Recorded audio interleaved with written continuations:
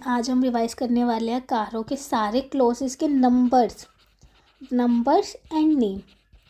मैं एक दिन और एक वीडियो बना दूंगी जिसमें मैं सारा कारों के हर एक क्लोजेस को भी एक्सप्लेन करूंगी, लेकिन अभी के लिए हम नंबर और नेम याद कर लेते हैं सारे कारों के। देखो, कारों में 21 क्लोजेस हैं जैसा आपको पता है। इसमें से हम याद करेंगे कि सारे क्लोजेस के नंबर और नेम कैसे करने हैं। तो मैं ऐसे 1 2 3 4 डालूंगी, इसका मतलब है क्लोजेस है ये। ठीक है, पहले देखो क्लोज नंबर 1 तो याद होगा सबको, पी है। क्लोज नंबर 2 इन्वेंट्री है। 5 क्लोजेज ऐसे याद कर लो, उसके बाद के तो फटाफट याद हो जाएंगे। LIGS, लिज का मतलब है लोन, इन्वेस्टमेंट, गारंटी और सिक्योरिटी। फिर ठीक है, सेक्शन 185 एंड 186 का कंप्लाइंस चेक करना है लिक्स को लेके। फिर डिपॉजिट। अब बस अब मैं सारे याद करा देती हूँ।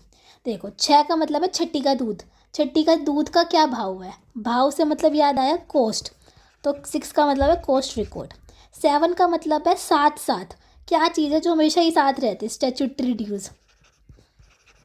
ठीक है, 8वां नंबर। 8 का मतलब है हमारा 8 का मतलब होता है कम्युनिकेट, जैसे हमने उसमें याद किया था हमारा पी के अंदर 8 मतलब कम्युनिकेट। अब यहाँ तुमने कम्युनिकेट नहीं करा, क्या नहीं करा? Undisclosed income. क्या कम्युनिकेट नहीं करा? इनकम, इसलिए वो अनडिस्क्लोज रह गई। तो 8 का मतलब है अनडिस्क्लोज इनकम। 9, नो का मतलब है यहाँ पे हमारा नो, यानी नहीं। तो नो का मतलब है लोन, नो, कोई लोन नहीं लेना चाहिए, इसलिए नो। 10 का मतलब है कि 10 बजे तक काम करना पड़ा था भाई, जब मैं IPO का काम करती थी। तो क्लोज 10 का मतलब है रात को 10 बजे तक काम। 10 बजे तक मैं क्या काम करती थी? IPO का काम। तो IPO FPO plus preferential allotment.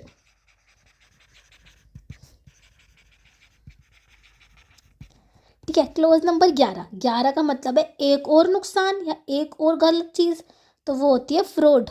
Fraud हो जाए तो कंपनी में सबसे बड़ा नुकसान शुरू हो जाता है, मतलब सबसे बड़ी वो हो जाती है ना दिक्कत। फ्रॉड हो गया भाई कंपनी के अंदर ही अंदर।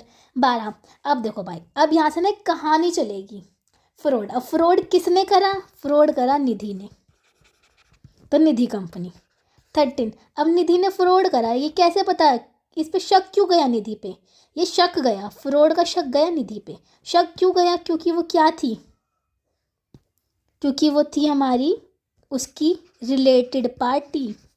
निधि जो थी वो रिलेटेड पार्टी थी, इसलिए सारा शक उस पर गया। अब रिलेटेड पार्टी थी, ये पता कैसे चला? ये पता चला इंटरनल ऑडिट से। कंपनी में इंटरनल ऑडिट हुई तो पता चला कि भाई वो रिलेटेड पार्टी थी। अब इंटरनल ऑडिट में एक चीज़ और पता चली कि नॉन कैश ट्रांजेक्शन्स भी हो रही हैं। अब नॉन कैश ट्रांजेक्शन हुई तो ये बात सुनते ही RBI उछल के आ गया कि भाई तुमने NBFC से लोन पैसा क्यों नहीं लिया? तो कैश ट्रांजेक्शन हो जाती, तुम्हारी नॉन कैश करने की क्या ज़रूरत पड़ी? तो एक्सप्लेन करा कि RBI हमने इसलिए करी क्योंकि हमारे कैश लॉसेस थे, हमारे पास पैसा ही नहीं था, तो इसलिए हमें नॉन कैश करनी पड़ी। अब कैश लॉसेस सुनते ही पता चला कि भाई इतने ज़्यादा कैश लॉसेस थे कि रेजिग्नेशन देनी पड़ी ऑडिटर को। अब ऑडिटर के रेजिग्नेशन देते ही क्या हुआ? पता चला कि भाई रेजिग्नेशन ऑडिटर ने ना कैश लॉस और 2 चीज़ों की वजह से दी थी। गोइंग कंसर्न भी, कंपनी का गोइंग कंसर्न ही हिट हो चुका था, तो उसने कैश लॉस और गोइंग कंसर्न की वजह से रेजिग्नेशन दे दी। अब गोइंग कंसर्न जो हिट हुआ था वो इतना हिट हो गया कि कंपनी के पास पैसा ही नहीं बचा। पैसा ही नहीं, पैसा नहीं तो अब क्या हो? उनको अनस्पेंट जो CSR अमाउंट था ना वो यूज़ करना पड़ गया। और 21 तो पता ही है सबको CFS से रिलेटेड होता है। तो मज़े आए या नहीं आए? मैं एक बार दोबारा से सारा रिवाइज करा देती हूँ। पहला था PP, इन्वेंट्री। तो कोई 5 तो आपको याद करने पड़ेंगे क्योंकि मेरे पास इसका कोई मुझे लॉजिक नहीं समझ में आ रहा था रिटर्न अकाउंट को। फिर मैंने सोचा 6 से छठी का दूध याद आ गया। दूध याद आना मतलब दूध का दाम याद आ गया, तो उसके कॉस्ट रिकॉर्ड्स याद आ गए। 7, जो चीज़ हमारे हमेशा साथ है भाई, हर महीने वो है स्टैट्यूटरी ड्यूज। फिर 8 का मतलब है कम्युनिकेट नहीं करा। क्या नहीं करा? इनकम कम्युनिकेट नहीं करी, तो अनडिस्क्लोज इनकम। 9 मतलब नहीं क्या नहीं? लोन नहीं।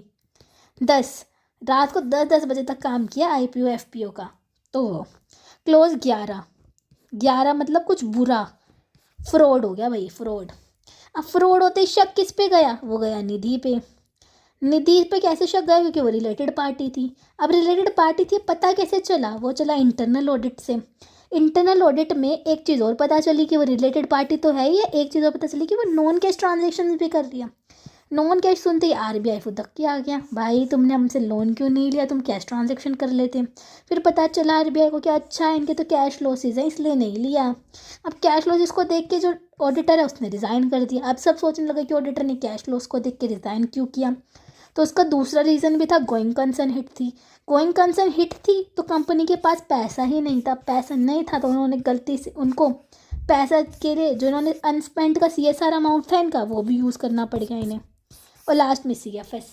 तो ये था हमारा कारो 2020। Thank you. 5 मिनट हमने पूरे कार्य के क्लोजेज याद कर लिए।